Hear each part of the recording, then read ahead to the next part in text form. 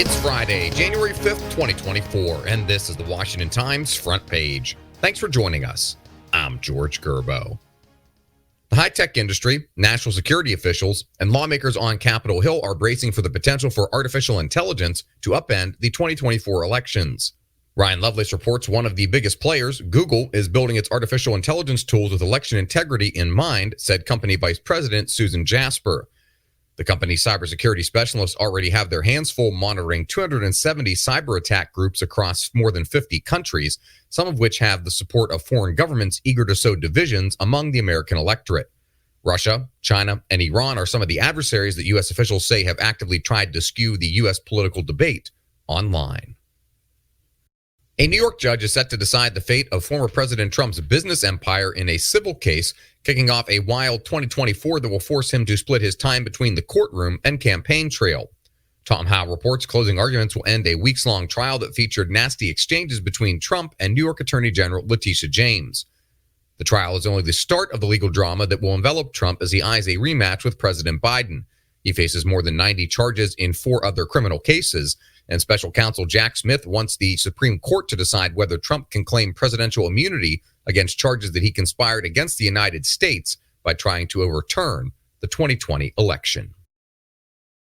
The U.S. is closing older nuclear power plants and taking small steps toward building new ones, while China has aggressively ramped up its nuclear power capacity by adding 37 reactors in the past decade. Susan Ferricchio reports China's capacity to generate electricity from nuclear power plants is on track to overtake France in 2025 and will be on par with the U.S. in 2030. Like China, the U.S. is facing increasing energy needs.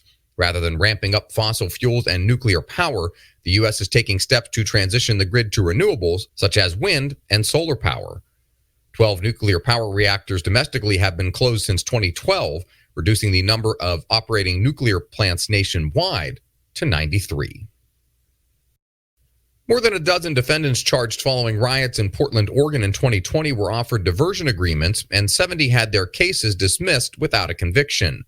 Stephen Dinan and Alex Schroyer report local officials could have prosecuted the cases, but the district attorney there argued that many of the federal and local charges weren't severe enough to warrant his attention.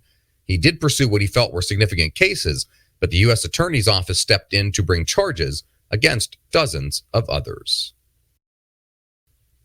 And finally, religion reporter Mark Kellner looks at how Bible proofreading companies, including Georgia-based Peachtree, go about their work.